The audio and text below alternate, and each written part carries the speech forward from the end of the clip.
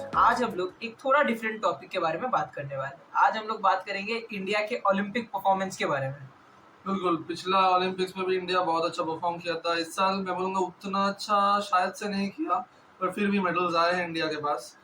पर कंपैरेटिवली अगर हम लोग देखें लास्ट मतलब 2020 से हम लोग का मेडल लिस्ट बहुत कम हुआ है। हम लोगों ने एक भी गोल्ड नहीं जीता है। Even teams like Thailand, Pakistan उन्होंने भी गोल्ड जीता है। क्योंकि हम लोगों से मतलब मैं बोल सकता हूँ कि वीकर नेशन है अगर हम लोग कोई भी पर्सपेक्टिव से देखें।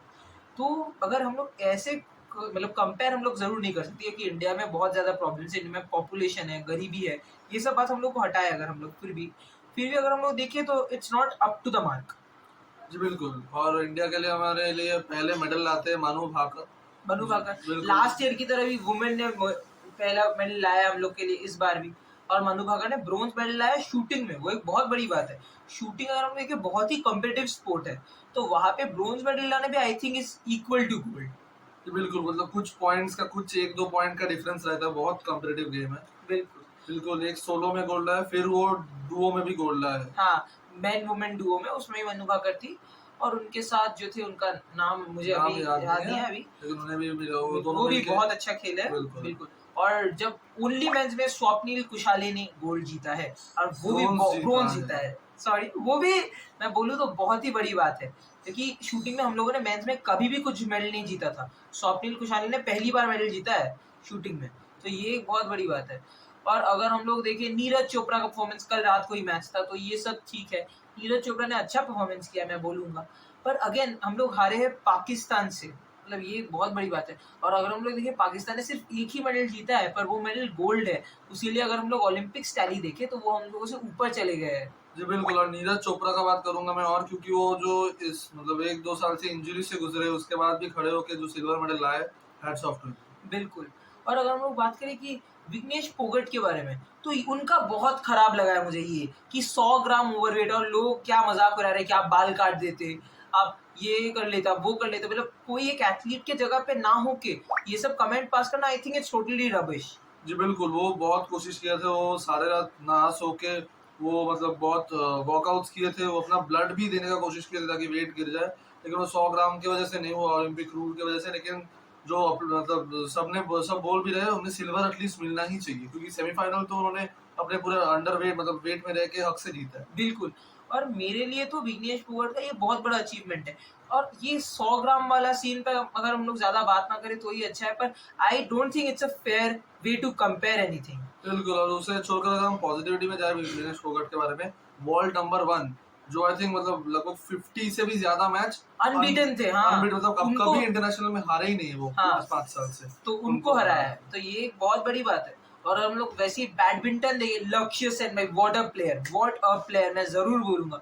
उन्हें जस्ट मार्जिन से उन्होंने ब्रोंज़ हारा है, पर फिर भी उन्होंने जो कोशिश किया है वो हमें बिल्कुल भी हम लोग को छोटा नहीं करना चाहिए। उन्होंने बहुत कोशिश किया है। इवन एचएस प्रणॉय, प्रॉब्लम तो ये हो गया था कि एचएस प्रणॉय और लक्ष्य सेन को एक और दूसरे के अगेंस्ट खेलना पड़ा था, वरना आई थिंक कि वो भी थोड़ा बहुत और प्रोग्रेस कर पाते। जी हाँ, और उधर डुओज़ में डबल्स में भी चिराग शेट्टी एंड रंकी रेड्डी दोनों ने बहुत अच्छा अच्छा खेला था। परफॉर्मेंस खेला है।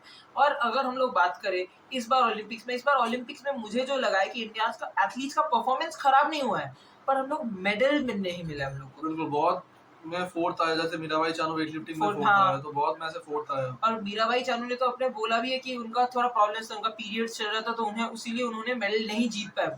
वो देखिए फिर भी हम लोग कंसिडर कर सकते, even being fourth in an Olympics is a truly great feat. जी, बिल्कुल। और अब हम आते हैं हॉकी में। हॉकी में भाई क्या ही बोले हम। हॉकी में पूरा इस बार मैं बोल सकता हूँ कि इंडिया ने बिल्कुल जान दे दिया है अपना इस बार हॉकी में गोल्ड लाने के लिए। गोल्ड नहीं लाया हम लोगों ने, पर हम लोगों ने पूरा पूरा पूरा कोशिश किया था। जी, बिल्कुल। वो 1960-70 का जो इंडिया का हॉकी का जो फेज़ था, वो मेरे को लग रहा है वापस वापस आ आ रहा है गया है। बिल्कुल।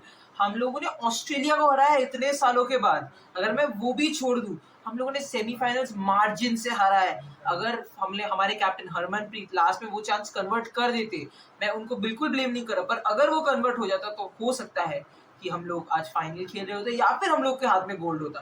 But that's a different know thing. Doubt Harmanpreet इस साल बहुत अच्छा बहुत परफॉर्म अच्छा किया खेल है। है। हम लोगों ने ब्रोंज भी जीता उन्हीं के गोल्स के बदौलत। जी, बिल्कुल, उनका 2 पेनल्टी गोल। कॉर्नर, मतलब क्या ही बोले, उनका फ्लिक, मतलब उनका बहुत अच्छा प्लेयर है इस बार। और मैं तो बोलूंगा कि ग्रेट ब्रिटेन के अगेंस्ट जो हम लोगों ने मैच खेला है, वो इस मतलब ओलंपिक हॉकी का हम लोग का हाईलाइट होना चाहिए। 10 मैन 10 मैन से हम लोगों ने खेला है वर्सेस 11, 42 मिनट्स हम लोगों ने खेला है विदाउट वन प्लेयर, तो ये बहुत बड़ी बात है। और स्पेशल मेंशन मैं दूंगा श्रीजेश को, मतलब हॉकी का I will say the best goalkeeper I have seen. बिल्कुल, श्रीजेश रिटायर किए, 2 बार ब्रोंज हम लोगों ने ब्रोंज मेडल डिफेंड किया है, तो ये बहुत बड़ी बात है। और श्रीजेश की वजह से ही हम लोग वहां तक पहुंचे, क्योंकि ग्रेट ब्रिटेन को अगर आप लोग देखे, हम लोग हरा ही नहीं पाते अगर श्रीजेश सेव ना करते। तो जी ये बिल्कुल, उनका सेव बहुत महत्वपूर्ण था हमारे ब्रोंज मेडल मिलने के लिए। बिल्कुल। और ओलंपिक्स में अगर हम लोग दूसरे टीम्स का परफॉर्मेंस देखें, अगेन यूएसए, तो अब दे आर यूएसए, तो उन्होंने सबसे ज्यादा मेडल जीता है, चाइना है उसके बाद। तो अगर हम लोग इनका कंपैरिजन वैसे हम लोग नहीं कर सकते इंडिया के साथ, बट जो जो चीज है कि उनके उनमें जो स्पोर्टिंग फैकल्टी है वो हम लोगों से बहुत बहुत बहुत ज्यादा है। इंडियन फैकल्टी में पॉलिटिक्स भी बहुत एक मतलब महत्वपूर्ण मतलब ये भाग रखता है, जिसकी वजह से बहुत प्रॉब्लम्स होता है स्पोर्ट्स में। तो ये एक बात है। तो अब मैं तो चाहूंगा कि आप लोग हर बार ऐसे एथलीट्स को हम लोग सपोर्ट करें। और मैं एक मेंशन जरूर दूंगा वीडियो खत्म करने से पहले, बॉक्सिंग में जो हम लोग के साथ हुआ था वो बहुत ही गलत था। हम लोगों ने, अगर हम लोग वो मैच देखे बॉक्सिंग का, वो मुझे याद नहीं, राउंड ऑफ 60 या राउंड ऑफ 32 ऐसा कुछ था। बहुत ही मतलब खराब जजिंग हुआ वो मैच बिल्कुल, अगर हम 4 हाफ ही देखे, हम लोगों ने डोमिनेट किया था। यहाँ पे किसी ने नहीं सोचा होगा कि हम लोग वो मैच हारेंगे, पर हम लोगों ने वो मैच हारा है। आई डोंट थिंक ऐसे स्पोर्ट जिनका एक परफेक्ट स्पोर्टिंग मतलब एक नंबरिंग मैटर नहीं होता, जैसे कि इसके लिए इतना पॉइंट, ऐसा नहीं होता, पॉइंटिंग सिस्टम नहीं होता। I don't think they should be included in the Olympics. जी हाँ, मतलब एक पंच का अगर एक पॉइंट वैसे अगर कुछ सिस्टम होते हैं तो आई थिंक खेलना चाहिए, नहीं तो ये जजेस मतलब जज जिस पे बायस होगा उस पे पॉइंट। बिल्कुल, तो वो एक बहुत खराब हुआ हम लोगों के साथ। बट एज वीडियो खत्म करने से पहले, इंडिया ने अच्छा खेला है और फ्यूचर में हम लोग और अच्छा एक्सपेक्ट करेंगे इस टीम से। तो थैंक यू गाइस। अगर आप लोग को ऐसा वीडियो देखना पसंद है तो please do like and subscribe, and please do press the notification.